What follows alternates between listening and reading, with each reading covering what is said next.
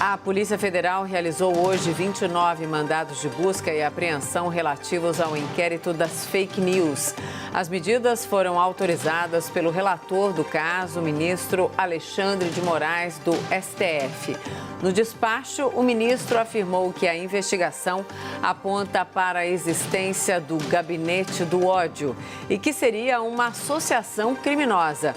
O primeiro tema de hoje é: existe um gabinete do ódio para espalhar fake news sobre diversas autoridades?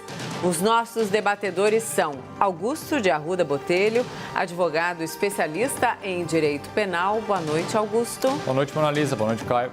E Caio Coppola, bacharel em direito e comentarista político. Boa noite, Caio. Boa noite, Mona Lisa. Boa noite, doutor Augusto. Boa noite ao espectador da CNN. Hoje começamos com você. Suas primeiras considerações, Caio, por favor. Ótimo. Bom, informação e desinformação são armas políticas, né? Sempre houve, sempre haverá a propagação de mentiras com segundas intenções. Isso é inato do ser humano e tem se manifestado aí ao longo da história. O rumor, o boato, a fofoca, a maledicência, a intriga. O contexto da política contemporânea, que vem aí impulsionada, né, pelo fenômeno das redes sociais, ele apenas amplifica aquilo que se praticava desde a política romana, né, as campanhas de difamação, assassinatos de reputação, execração pública, exposição da intimidade. Portanto, o gabinete do ódio, assim como o gabinete da inveja, o gabinete do ressentimento e o gabinete da ambição, eles não são criações modernas, né, eles são vícios antigos. Ainda bem que o Estado democrático de direito, né, ele já oferece remédios jurídicos para quem tem a sua honra e a sua reputação ofendidas. Então, injuriar, difamar, caluniar, são todos crimes tipificados no Código Penal. E são crimes que nascem do abuso de uma liberdade, a liberdade de expressão, que é um direito natural e uma garantia fundamental. E a proteção a esse direito humano da liberdade de expressão é infinitamente mais importante que a suposta prevenção desses crimes contra a honra.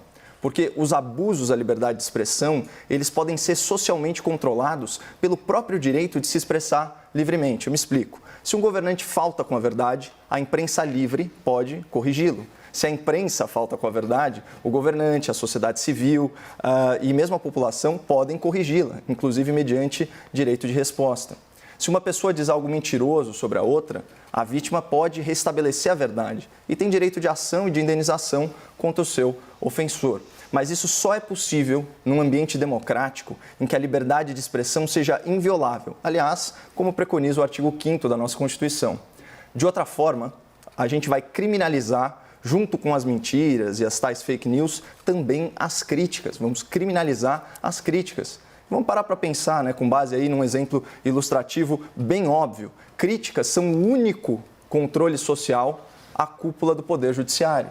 Porque além da crítica e da pressão popular, só existe um mecanismo constitucional de controle dos abusos de autoridade do STF, que é o impeachment dos ministros. E para tramitar, né, esses impeachments, esses pedidos, dependem da anuência improvável do presidente do Senado. Mas vamos falar um pouquinho mais sobre os remédios jurídicos aí do Estado Democrático de Direito, né? Os remédios que o Estado Democrático de Direito oferece que afastam a possibilidade de censura e da violação da liberdade de expressão, né? A Constituição ela é muito clara, ela diz o seguinte: é livre a manifestação do pensamento, sendo vedado o anonimato. Então, perfis e contas em redes sociais não atreladas a CPFs válidos e verificados aí pelas respectivas plataformas, eles não gozam dessa mesma proteção.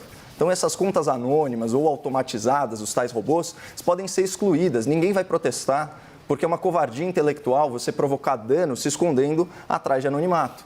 Outro ponto, agora abordando a ideia de gabinete, né? Portanto, um coletivo financiado com dinheiro público. Se existe uma associação de pessoas voltadas aí para a prática criminosa sistemática, a lei penal ela é farta para enquadrá-los e puni-los exemplarmente, né? Com a agravante de pertencerem ao setor público. Então, qual a necessidade de atropelar o devido processo legal e promover censura para apurar isso? Então, aqui numa nota mais pessoal, né, se de fato existirem aí os gabinetes do ódio, eu já fui vítima deles. Na dossiês sobre mim na internet, eles são repletos de erros biográficos, insinuações aí no mínimo desairosas, ofensas gratuitas e mentiras. Isso tanto na esgotosfera da direita quanto da esquerda. E eu encaro isso como ossos do ofício. Quem não fica em cima do muro, quem se posiciona de forma mais contundente, tende a incomodar mais aqueles que têm interesses políticos. O meu interesse particular é a busca pela verdade. Mas eu já fui vítima também de notícias falsas na imprensa tradicional. Uma imprensa ligada ao grupo Folha já atribuiu a mim citações inventadas. Recentemente, um blog ligado aí ao grupo Estado me colocou como organizador de manifestações de rua. Isso passa longe de ser verdade, ainda mais longe de ser jornalismo. Mas, como conservador, o meu apreço pela liberdade de expressão é infinitamente maior que o desconforto que essa militância cega provoca. Eu nunca nem cogitei acionar o aparato judicial do Estado contra esses mentirosos. Bom, eu nunca bloqueei ninguém em rede social. Para mim, comentário é território livre. Agora, se eu que sou um cara jovem, já tenho esse mínimo de maturidade democrática, de aceitar ofensas e até mentiras a meu respeito, será que é exigir demais que o Supremo Tribunal Federal aceite críticas? Será que é exigir demais que o ministro do STF não abuse da sua autoridade promovendo um inquérito ilegal? Ao longo do debate, eu pretendo expor a inconstitucionalidade flagrante desse inquérito, que só é aceitável para quem se acha acima da lei. Tomara que eu não seja censurado nem preso por isso, porque, infelizmente, é nesse sentido que nós estamos caminhando. Augusto, suas primeiras considerações, por favor. Boa noite a todas e todos. Qual é o limite da liberdade de expressão? A resposta é bem objetiva. O limite é a lei. Dizer eu acho absurda e ilegal uma decisão de um ministro da Suprema Corte é liberdade de expressão. Afirmar que o presidente Bolsonaro precisa impor limites ao Supremo, mesmo que para isso precise usar a força, é crime. Chamar alguém de juiz de merda não é liberdade de expressão, é crime. Conclamar alguém para que pegue em armas e derrube um poder não é liberdade de expressão, é crime. Prestem atenção na seguinte fala dita hoje, abre aspas, Alexandre de Moraes, o senhor nunca mais vai ter paz na vida do senhor. A gente vai infernizar sua vida. A gente vai descobrir quem são as empregadas domésticas que trabalham para o senhor. A gente vai descobrir tudo da sua vida até o senhor pedir para sair. Hoje, o senhor tomou a pior decisão da vida do senhor. Isso não é apenas crime. Dependendo do contexto, isso é um claro motivo para a decretação de uma prisão preventiva. Some-se tudo isso aos fatos de que há indícios bastante veementes de que os ataques coordenados e em massa que temos visto nos últimos meses, ataques esses dirigidos a membros do Poder Judiciário e autoridades públicas que façam oposição ao governo federal, são financiados por pessoas físicas e jurídicas que compactuam com essa forma de pensar e de agir. Vamos começar, então, pelo inquérito. O inquérito judicial instaurado perante o Supremo Tribunal Federal para investigar as ameaças sofridas por integrantes daquela corte é legal. Obedece estritamente ao regimento interno do STF, que tem equiparação a uma lei ordinária. Há espaço para se discutir o acerto ou não desse dispositivo específico do regimento? Sim, há bastante espaço. Mas o fato é que previsão semelhante a essa é encontrada em vários outros regimentos, tanto de tribunais de justiça, tribunais regionais federais, Câmara dos Deputados e Senado Federal. É plenamente possível que essas casas e esses tribunais instaurem, sim, investigações de crimes cometidos em suas dependências ou contra seus membros. A operação policial deflagrada na data de hoje, portanto, seguiu os trâmites legais. Por mais que eu possa ter discordâncias pontuais e técnicas da decisão do ministro Alexandre de Moraes, o fato é que ela seguiu, mais uma vez, os trâmites da lei. Muito se ouviu no dia de hoje, e certamente ouviremos isso aqui durante o debate, sobre uma série de possíveis ilegalidades cometidas na operação. Como, por exemplo, o judiciário não pode investigar, ou é impossível quem investiga ser a mesma pessoa que julga, ou como o ministro Alexandre de Moraes é o responsável por essa investigação e não outro ministro. E ainda, por que foram feitas buscas e apreensões às 6 da manhã, com armas em punho, em cidadãos que apenas estavam se manifestando, exercendo o seu direito constitucional de liberdade de expressão? Tudo isso pode e deve ser discutido. Mas a pergunta que eu faço a essas pessoas que tanto se indignaram na data de hoje é a seguinte: em que caverna vocês estavam vivendo nos últimos anos? Em que país vocês estavam vivendo? Qual era a justiça desse país, esse reino encantado em que vocês até ontem pressupunham viver? Parafraseando o ex-ministro Ciro Gomes, vocês estavam há tempo sob a luz difusa de um abajur lilás e só agora perceberam a cama onde dormiam? Juiz não pode investigar? Onde estavam vocês quando conversas se tornaram públicas mostrando que o ex-juiz Sérgio Moro entregava provas na mão de membros da força-tarefa da Operação Lava Jato? Onde estavam vocês quando conduções coercitivas absolutamente legais, com as mesmas armas em punho, acordavam os mesmos cidadãos e cidadãs às 6 da manhã? Onde estavam vocês quando uma interceptação telefônica flagrantemente ilegal foi divulgada para toda a nação, gerando um enorme impacto no pleito eleitoral? Para que não me acusem de estar fugindo muito do tema do debate, a pergunta hoje é se existe um gabinete do ódio para espalhar fake news sobre diversas autoridades. A resposta é bem simples. Não sei. Cabe uma investigação dizer. Só que me parece que para muitos é melhor que isso não seja investigado. Como eu já disse isso aqui uma vez, para essas pessoas a lei deveria funcionar assim. Para os inimigos, o arbítrio. Para os amigos, a Constituição embaixo do braço. Vamos então para o debate. Augusto e Caio, por favor. Bom, pegando carona aí na fala do Dr. Augusto, bom, naturalmente aqui eu estou em desvantagem porque eu estou diante de um especialista em direito penal. Por isso eu vou me fiar aí no apelo à autoridade, doutor. Fica bom. Vou trazer também uma thread muito interessante da Procuradora Federal, a doutora Tameia Danelon, que abordou aí exatamente esses aspectos que você endereçou na sua fala, só que com uma visão diametralmente oposta, né? Então, acho interessante esse contraponto de ideias para que o espectador forme a sua opinião.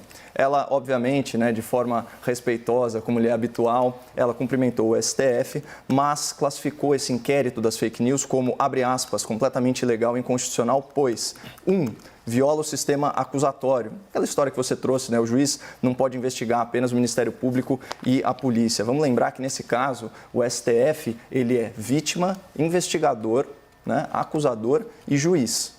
Então, você imagina aí, cidadão brasileiro, se as vítimas tivessem o poder de decidir o destino dos seus algozes, né, dos criminosos, com certeza não teríamos tantos bandidos soltos e as penas seriam duríssimas. Bom, segundo ponto, ofende o princípio da livre distribuição. Vamos lembrar que o senhor Dias Toffoli, né, presidente da Corte, ele, vamos dizer assim, instou, né, o ministro Alexandre de Moraes como carrasco da liberdade de expressão e ele não fez o sorteio, né, para decidir quem seria o relator do caso. Tá, terceiro ponto, o inquérito ele não investiga fatos objetivos e específicos, como é natural de qualquer investigação, você tem que ter um objeto. E, além disso, fake news, essa expressão que é extremamente vaga, né, não é um crime tipificado no Código Penal, certo? Até a questão de ameaça ao STF ou ataques, né, essa expressão que é muito utilizada, ela é extremamente vaga. Vamos lembrar aí o prazo, né, desse inquérito, que abarca coisas desde março de 2019, né, já estamos em maio de 2020. O quarto ponto que ela levanta é que os supostos crimes eles não ocorreram nas dependências do STF, então não haveria competência processual da Suprema Corte. Esse foi outro argumento trazido aqui pelo doutor Augusto, que é aquela questão de regimento. Então, de fato, qualquer interpretação menos criativa vê que o tribunal extrapolou aí a sua competência. O quinto ponto que ela levanta diz respeito ao parecer, né, da ex-procuradora, a senhora Raquel Dodge. Ela arquivou o inquérito. Né? Contudo, esse arquivamento não foi acolhido pelo STF e fontes também alegaram que o atual PGR, portanto, o senhor Aras, né, ele se manifestou contra essas ações. Bom, um sexto ponto trazido foi que, e isso foi um episódio lamentável da história judicial brasileira, é que no ano passado uma revista, a revista Cruzoé, foi censurada, né, no âmbito desse inquérito das fake news. Era aquela matéria que inclusive fazia menção a documentos oficiais de processo legal, né, que falava do amigo do meu pai. Então, isso tratava de um e-mail da construtora Odebrecht, a construtora que se notabilizou, né, por ter um departamento, né, de operações estruturadas, conhecido como DEPROP, Departamento de Propina, né, que dava aí toda a sorte de apelidos e codinomes a figuras públicas, codinomes como Botafogo, e esse amigo do meu pai, no caso, seria um empreiteiro corrupto, o amigo do meu pai seria um ex-presidente corrupto e o amigo do meu pai seria um ministro da Suprema Corte brasileira. Né? Então, dentro desse inquérito, foi feita a censura, né, pela mais alta corte do judiciário a uma publicação. Então, isso foi um episódio lamentável.